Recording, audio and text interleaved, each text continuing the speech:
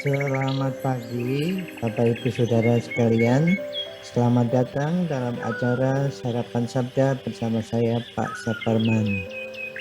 Sarapan kita pada pagi hari ini diambil dari Matius pasal 10 ayat yang ke-32 sampai dengan ayat yang ke-33.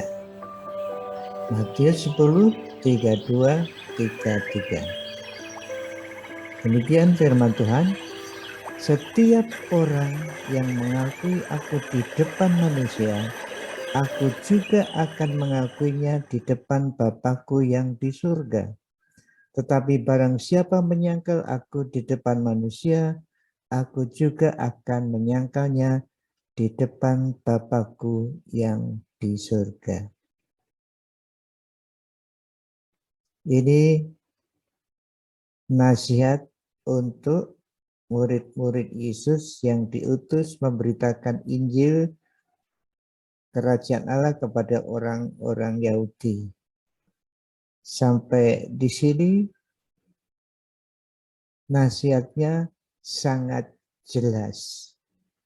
Setiap orang yang mengakui aku di depan manusia, aku juga akan mengakuinya di depan Bapakku yang di surga. Jadi pengakuan terhadap Tuhan Yesus Kristus itu terbuka, tidak bisa tersembunyi. Kalau saudara menjadi orang Kristen, mengaku Yesus sebagai Tuhan dan Juru Selamat, tidak bisa sembunyi-sembunyi. Tentu saja yang dinamakan pengakuan adalah pengakuan pikiran. Pikiran kita mengaku, kemudian ucapan kita, hidup kita di dalam hidup ini mencerminkan pengakuan kita itu. Lalu perbuatan kita demikian juga menunjukkan pengakuan itu. Misalnya, contohnya saja, saudara pergi ke gereja. Nah, itu satu tindakan pengakuan yang menunjukkan saudara orang Kristen. Walaupun tentu saja yang bisa menilai Tuhan Yesus sendiri apa maksud saudara pergi ke gereja. Tetapi itu jelas salah satu pengakuan bahwa saudara percaya kepada Tuhan Yesus sebagai Tuhan dan Juru Selamat. Misalnya saudara ngomong mengenai Tuhan Yesus sebagai Tuhan dan Juru Selamat kepada teman yang lain, itu juga pengakuan. Misalnya juga saudara bepergian naik bis malam, biasanya ada istirahat sebentar di rumah makan, lalu saudara sebelum makan berdoa, itu juga pengakuan. Jadi pengakuan berupa tindakan, ucapan, tetapi juga pikiran Anda. Pikiran Anda yang direfleksikan dalam bentuk ucapan dan tindakan. Nah, bagaimana kalau ada orang yang sembunyi-sembunyi jadi orang Kristen? Saudara tidak bisa sembunyi-sembunyi itu. Pada akhirnya akan kelihatan. Memang ada saudara kita orang Kristen yang pernah menyangkal di muka umum, malah murid Yesus yang namanya Petrus nanti juga menyangkali itu.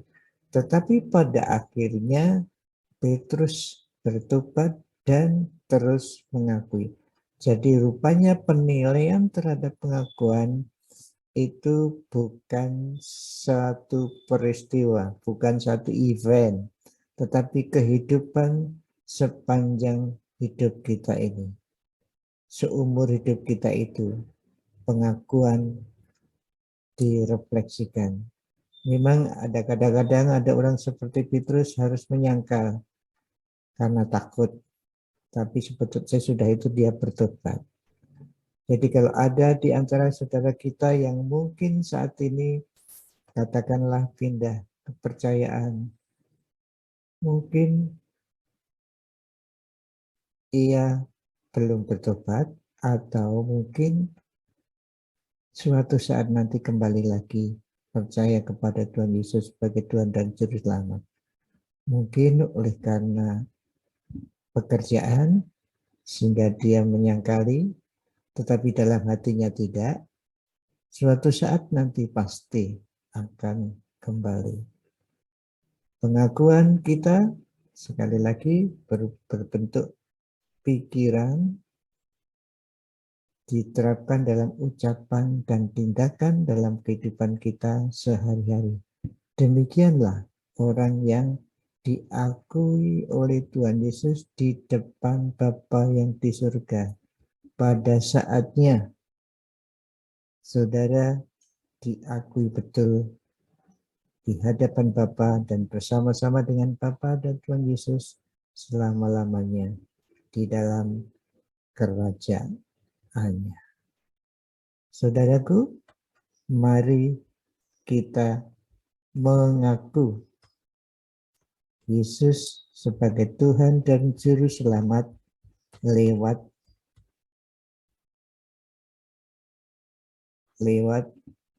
ucapan dan tindakan kita yang mencerminkan pikiran kita. Mari hari ini kita melakukan hal itu. Mengakui Yesus sebagai Tuhan dan Juru Selamat melalui ucapan maupun tindakan kami sehari-hari. Mari kita berdoa. Tuhan, terima kasih Engkau memanggil kami menjadi saksi-Mu sehingga kami harus mengakui Engkau mau tidak mau di hadapan umum bahwa Engkau adalah Tuhan dan Juru Selamat. Biarlah secara spontanitas, secara alamiah kami mengucapkan dan bertindak mencerminkan bahwa kami mengaku Engkau sebagai Tuhan dan Juru Selamat. Amin. Selamat beraktivitas. Jangan lupa prokes, pakai masker, jaga jarak, sering cuci tangan, jauhi kerumunan, tidak usah pergi kalau tidak penting. Tuhan Yesus memberkati saudara dan saya. Amin.